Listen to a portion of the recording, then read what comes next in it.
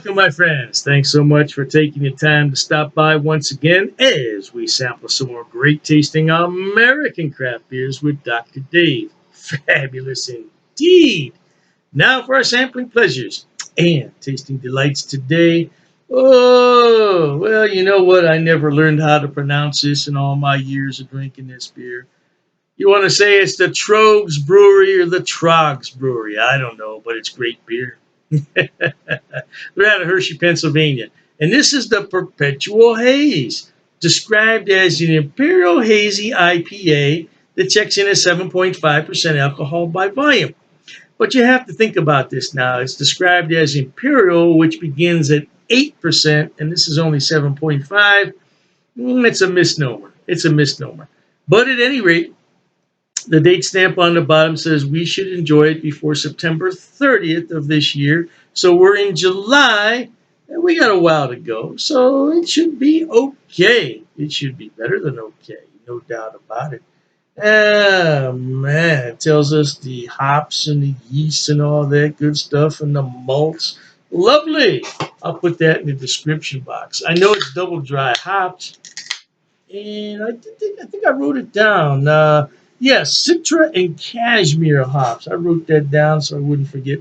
Now, I do have glassware from Troegs Brewing Company, but I refuse to dig it out because I have over 400 different glasses from beer companies around the world, not just the United States, over 400. And so I'm going to use this is called a muffin top glass.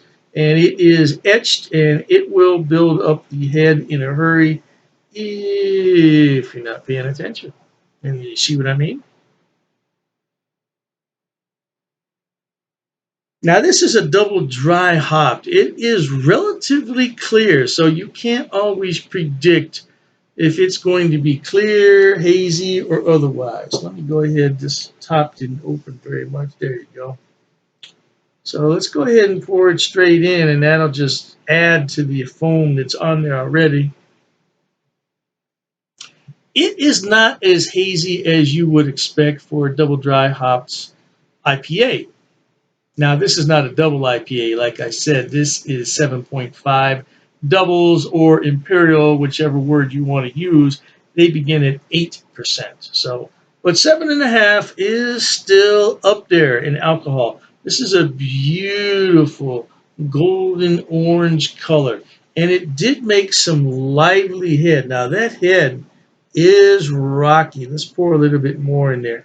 Now, let's put this can over here. I don't like it over here by the electronics too much. Ah, yeah. Now that's a beautiful beer. Now, if I'm in a craft beer bar, that's how I want to see the beer served. Yeah, and you'll notice there's no bubbles clinging to the side of the glass. That's a sure sign that your glassware is filthy dirty. I see so many reviewers, beer reviewers on YouTube, and they got bubbles clinging all. Man, I write them, and I say, hey, man, did you clean that glass, or did you just what? Use it from last night? Oh, I cleaned it. I said, where? In the sink? Yeah, because you can't clean beer glasses in the sink. You got to clean them individually. Now, this head is very rocky. Man, you can't see it on camera. Very rocky head. Let's see what kind of aroma we can pick up here. Mmm. I pick up a little sweetness. Now, I don't know if that's from the malts or tropical fruit, but I can't quite identify any specific aroma in here. Just a little bit of sweetness. Hey, I want to thank the brewers over there at Troegs, or Troegs, for all the hard work they do in Hershey, Pennsylvania. Thank you so much for all the lovely beers you bring to market. Thank you so much. And thanks to you at home for watching. Cheers.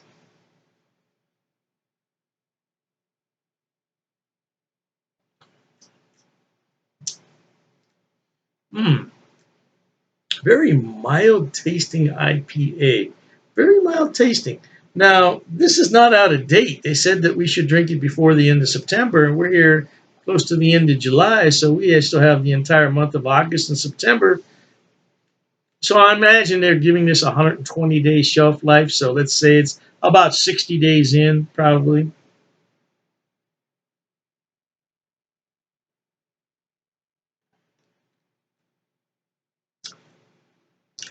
This to me is more malt than hop. I'm trying to pick out something. I just can't.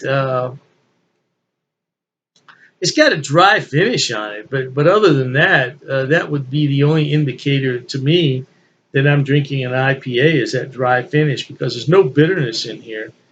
I'm not picking up any tropical fruit. Let's agitate the beer.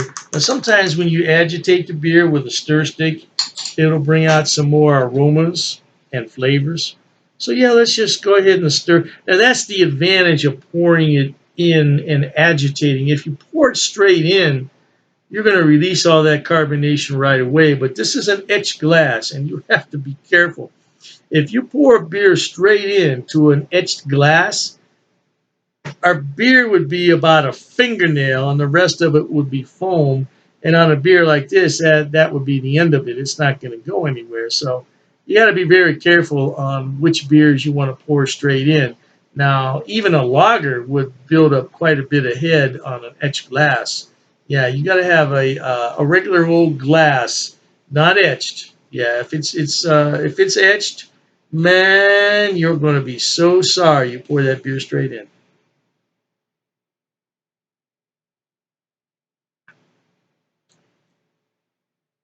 Mm. Now that I agitated it a little bit, I get a little bit more orange in there, a little bit of tropical fruit in there. I get a little bit of pineapple, maybe, a little bit of sweetness in there.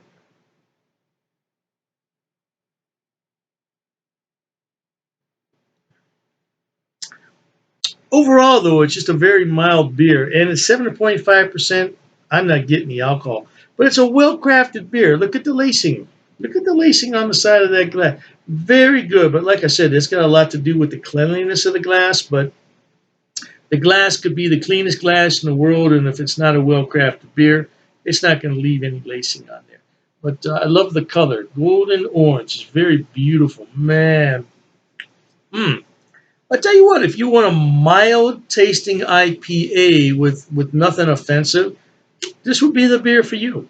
And it's 7.5%, which man, you better be careful because it's going to get you tipsy if you drink it straight away. Yeah, Troegs Brewing, Perpetual Haze. Um, this would be in my opinion now, this would be a great beer for someone who wants to try an IPA, but they're turned off by that strong, uh, bitter and dryness of the IPAs. Yeah, because this is not hopped up. This is not hopped up by any stretch of the imagination. It's got Citra and Cashmere, and you do get some orange in here. A little bit of orange, a little bit of citrus, a little bit of pineapple. I'm picking up a little bit of pineapple. Mm, could be a little bit more sweetness from the hops as well. I'm sorry, from the malts, not the hops, the malts. Yeah, it's more of a malt based beer than a hop based beer. More of a malt based.